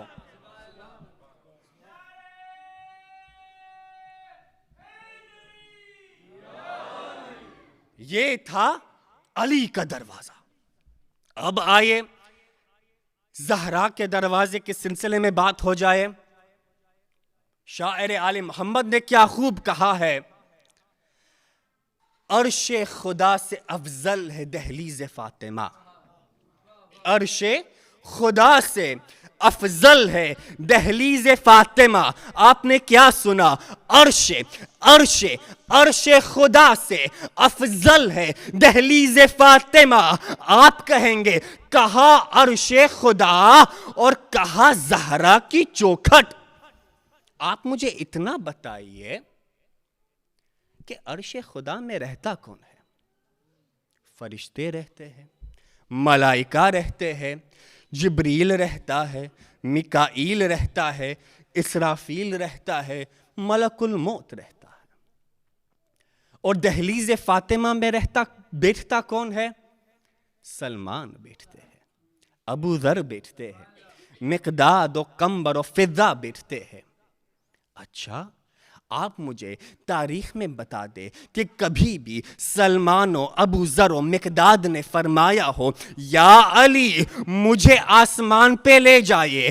قمر نے فرمایا ہو یا علی مجھے عرش کی سیر کروا دے. فضہ نے کبھی کہا ہو یا علی مجھے آسمان کی رانی بنا دے. کبھی بھی آپ نہیں دیکھیں گے کہ دہلیز فاطمہ والے دعا کرتے ہو کہ یا علی مجھے عرش میں لے جائے. لیکن وہاں والے یہاں پر ضرور آتے ہیں, اور جب آتے ہیں تو فرشتے ملائکہ بن کے نہیں آتے, کبھی مسکین بن کے آتے ہیں, کبھی درزی بن کے آتے ہیں, کبھی یتیم و اسیر بن کے آتے ہیں. یہ ہے دہلیز فاطمہ, یہ ہے زہرا کا چوکھٹ, یہ ہے در زہرا. شاعر آل محمد نے کیا خوب فرمایا ہے, در زہرا سا کوئی اور در ڈھونڈ کے لا, در زہرا سا کوئی اور در ڈھونڈ کے لا, دنیا میں نہیں ملتا تو جا جنت سے ڈھونڈ کے لا. فخر ہے ہمیں کہ ہم اس در کے غلام ہیں, فخر ہے ہمیں کہ ہم اس در کے غلام ہیں, تو ہم جیسا مقدر کسی اور کا ڈھونڈ کے لا.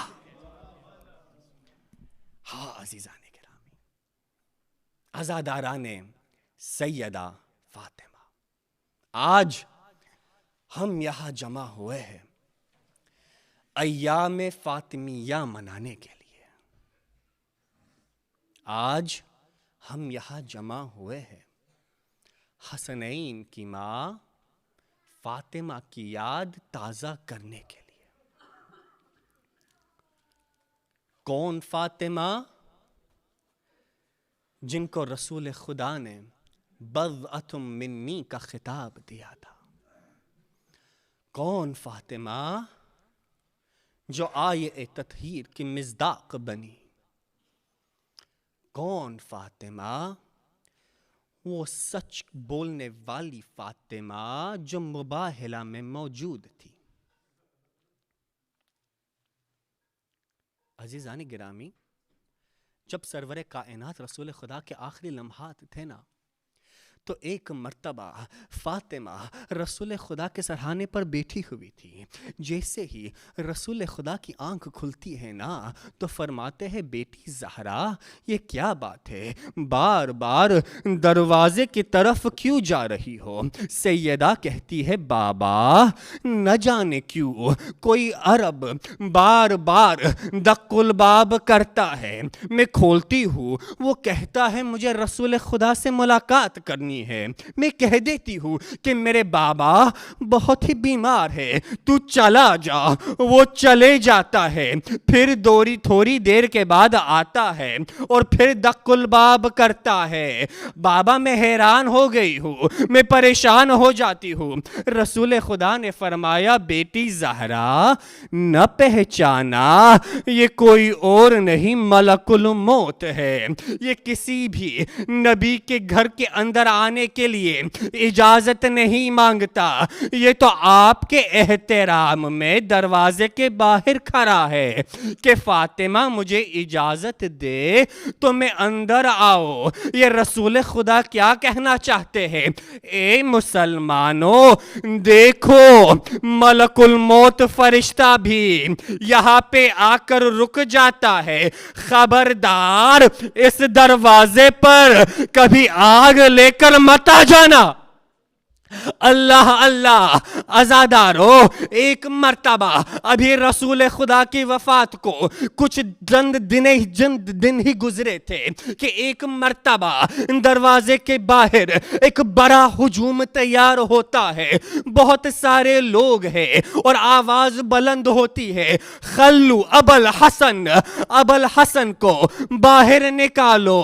اللہ اکبر, اگر ابو الحسن کو باہر نہیں نکالا ڈالا تو ہم اس دروازے کو, اس گھر کو آگ لگا دیں گے.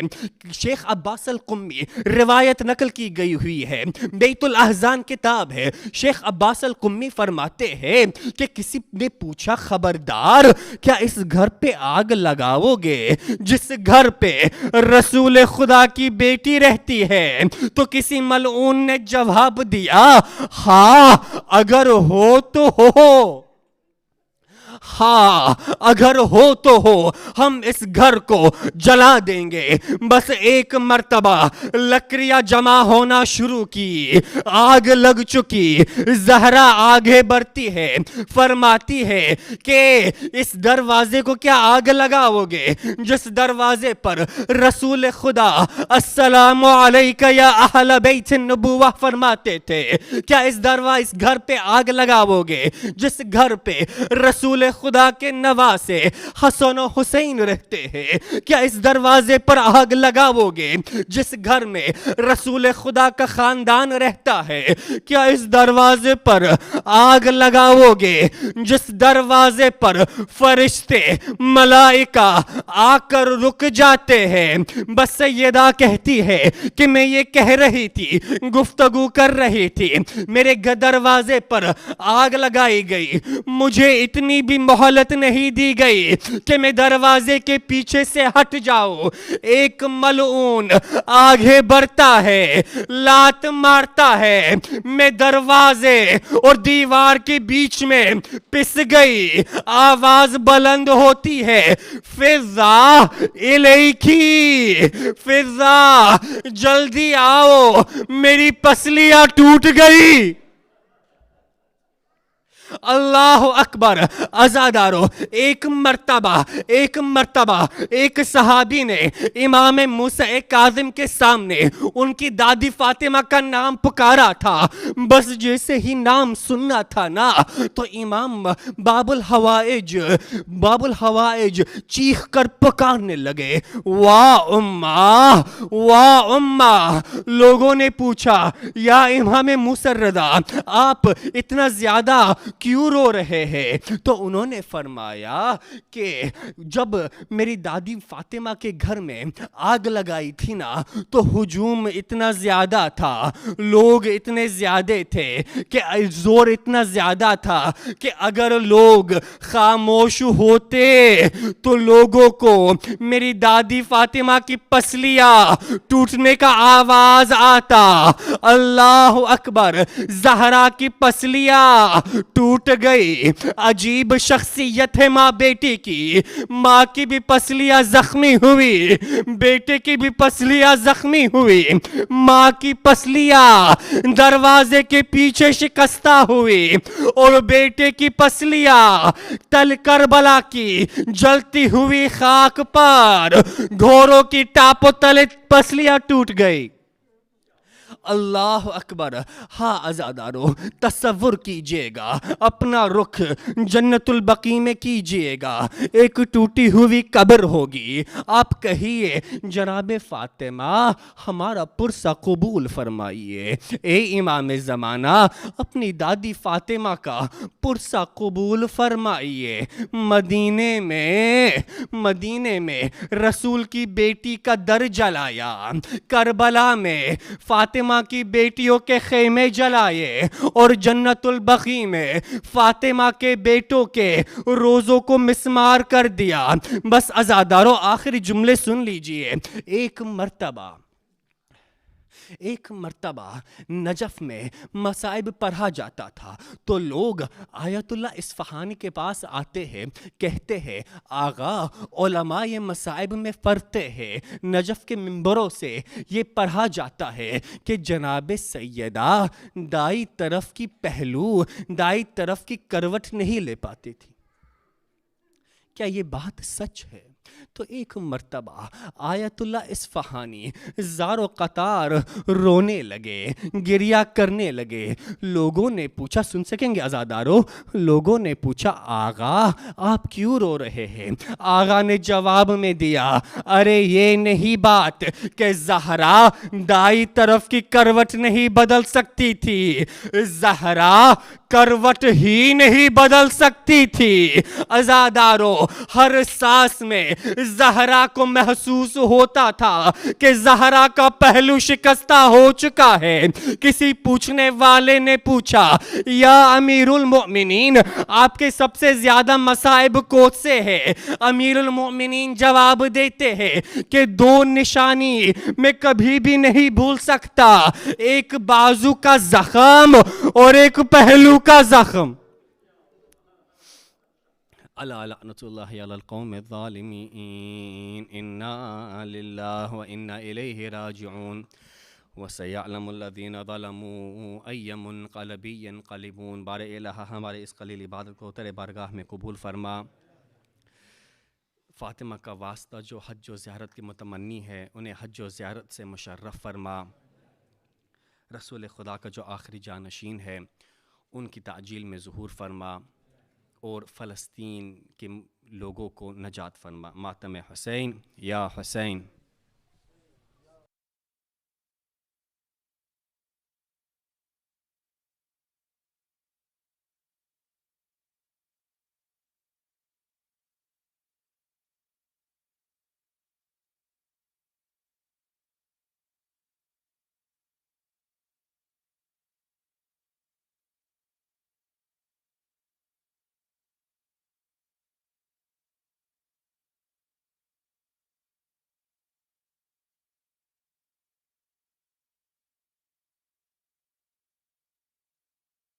یا حسین یا حسین یا حسین یا حسین یا حسین یا حسین یا حسین۔ ہائے بابا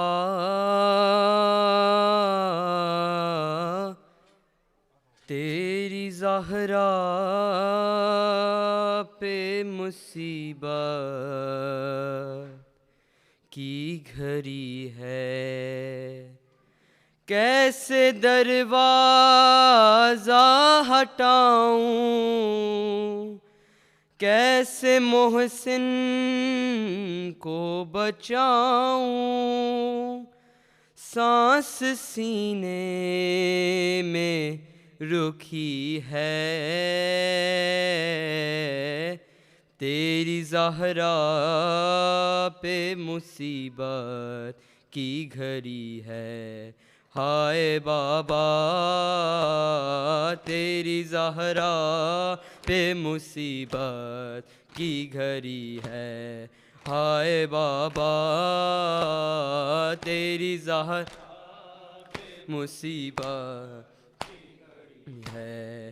ہاتھ میں جس کے میرا ہاتھ دیا تھا تم نے، کہہ کے من کن تو جسے مولا کہا تھا تم نے، میں نے ہر موڑ پہ بابا ساتھ اس کا ہے نبھایا، ہاں میرا جرم یہی ہے، تیری زہرا کی گھڑی ہے، ہائے بابا تیری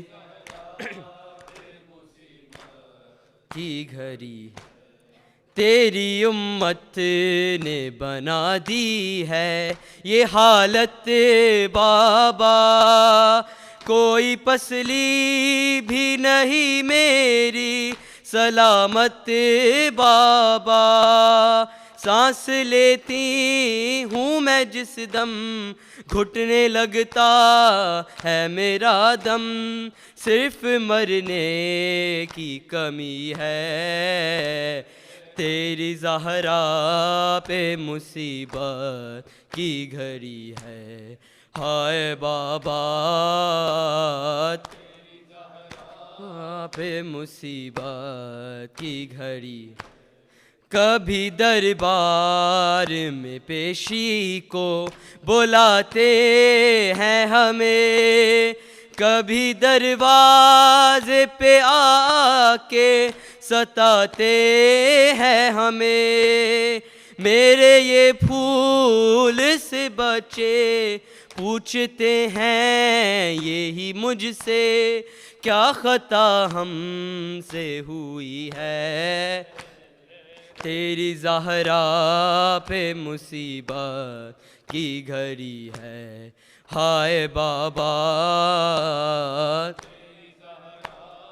پہ مصیبت کی گھڑی ہے، شرم آتی ہے بھلا تم کو بتاؤں کیسے، یہ تماچوں کے نشاں تم کو دکھاؤں کیسے، تم نہ پہچان سکو گے، دیکھ کر مجھ کو کہو گے کیا میری زہرا یہی ہے، تیری زہرا پہ مصیبت کی گھڑی ہے، ہائے بابا تیری پہ مصیبت کی گھڑی ہے، یہ اذیت یہ خاموشی نہیں دیکھی جاتی، مجھ سے تنہائی علی کی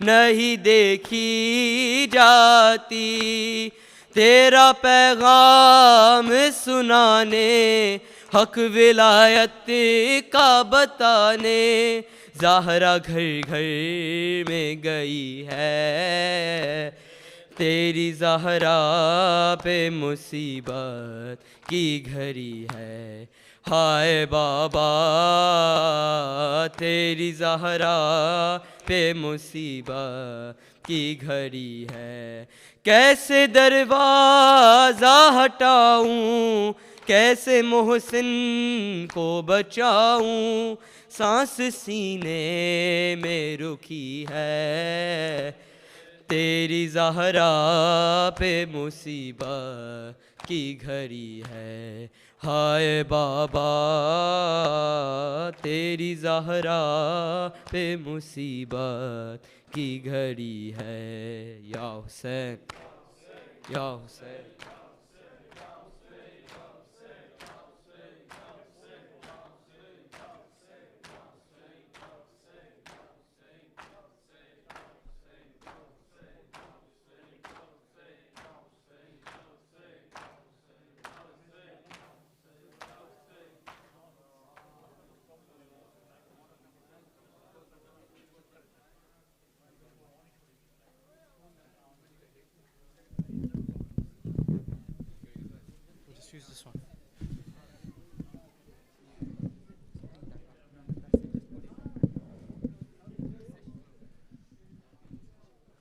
أعوذ بالله من الشيطان اللعين الرجيم، بسم الله الرحمن الرحيم، اللهم صل على محمد وآل محمد، السلام عليك يا أبا عبد الله، السلام عليك يا ابن رسول الله، السلام عليك ورحمة الله وبركاته، السلام عليك يا وارث آدم صفوة الله، السلام عليك يا وارث نوح نبي الله، السلام عليك يا وارث إبراهيم خليل الله، السلام عليك يا وارث موسى كليم الله، السلام عليك يا وارث عيسى روح الله، السلام عليك يا وارث محمد حبيب الله، السلام عليك يا وارث علي أمير المؤمنين عليه السلام ولي الله، السلام عليك يا ابن محمد المصطفى، السلام عليك يا ابن علي المرتضى، السلام عليك يا ابن فاطمة الزهراء، السلام عليك يا ابن خديجة الكبرى، السلام عليك يا ثار الله وابن وابن الثار والوتر الموتور. أشهد أنك قد أقمت الصلاة وآتيت الزكاة وأمرت بالمعروف ونهيت عن المنكر وطعت الله ورسوله حتى أتاك اليقين. فلعن الله أمة قتلتك ولعن الله أمة ظلمتك ولعن الله أمة سمعت بذلك فرزيت به. يا مولاي يا أبا عبد الله، أشهد أنك كنت نورا في الأسلاب الشامخة والأرحام المطهرة، لم تنجسك الجاهلية بأنجاسها ولم تلبسك من مدلهمات ثيابها. وأشهد أنك من دعائم الدين وأركان المؤمنين. وأشهد أنك الإمام البر التقي والرزي والزكي الحادي المهدي. وأشهد أن الأئمة من ولدك كلمة التقوى وأعلام الهدى والعروة الوثقى والحجة على أهل الدنيا. وأشهد الله وملائكته وأنبياءه ورسله أني بكم مؤمنون وبي بكم موقنون، بشرائع دين وخواتيم عملي، وقلبي لقلبكم سلم وأمري لأمركم متبع. صلوات الله عليكم وعلى أرواحكم وعلى أجسادكم وعلى أجسامكم وعلى شاهدكم وعلى غائبكم وعلى ظاهركم وعلى باطنكم. السلام عليك يا ابن رسول الله، السلام عليك يا ابن نبي الله، السلام عليك يا ابن أمير المؤمنين، السلام عليك يا ابن الحسين الشهيد، السلام عليك أيها الشهيد وابن الشهيد، السلام عليك أيها المظلوم وابن المظلوم. لعن الله أمة قتلتك ولعن الله أمة ظلمتك ولعن الله أمة سمعت بذلك فرزيت به.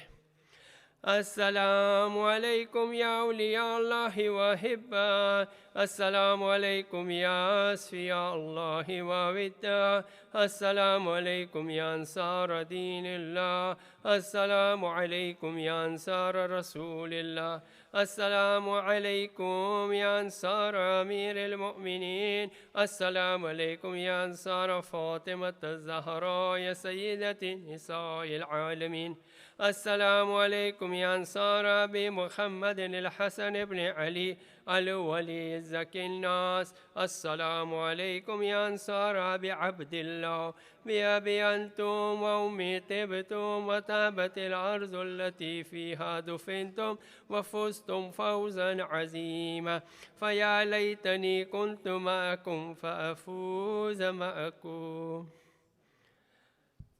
السلام عليك يا أبا الفضل العباس ابن أمير المؤمنين، السلام عليك يا ابن سيد الوصيين، السلام عليك يا ابن أول القوم الإسلام وإسلام وقدمهم إيمانا وأقومهم بدين الله وأحوتهم على الإسلام. أشهد لقد نصحت لله ولرسول ولأخيك فنعم الأخ المواسي. فلعن الله أمة قتلتك ولعن الله أمة ظلمتك ولعن الله أمة استحلت منك المحارم وانتهكت حرمة الإسلام. فنعم الصابر المجاهد المحامي الناصر والأخ الدافع عن أخي المجيب إلى طاعة الرب الراغب فيما زهد فيه غيره من الثواب الجزيل والثناء الجميل، ولحقك الله بدرجة آبائك في جنات النعيم. السلام عليكم ورحمة الله وبركاته. السلام عليك يا مولى وابن مولى، السلام عليك يا غريب الغربة، السلام عليك يا معين الضعفاء والفقراء. السلام عليك يا شمس الشموس وأنيس النفوس أيها المدفون بأرض توس. السلام عليك يا سلطان أبا الحسن علي بن موسى الرضا، كن شفيعنا وشفيع والدينا في يوم الجزاء ورحمة الله وبركاته. السلام عليك يا مولاي يا صاحب العصر والزمان، الأمان الأمان الأمان من فتنة الزمان. السلام عليك يا خليفة الرحمن، السلام عليك يا شريك القرآن، السلام عليك يا إمامنا وإمام الإنس والجان. أجل الله تعالى فرجك وسهل الله تعالى مخرجك وظهورك ورحمة الله وبركاته. بسم الله الرحمن الرحيم. اللهم قل لوليك الحجة ابن الحسن صلواتك عليه وعلى آبائه في هذه الساعة وفي كل ساعة وليا وحافظا وقائدا وناصرا ودليلا وعينا حتى تسكنه أرزك طوعا وتمتعه فيها طويلا. اللهم الفاتحة.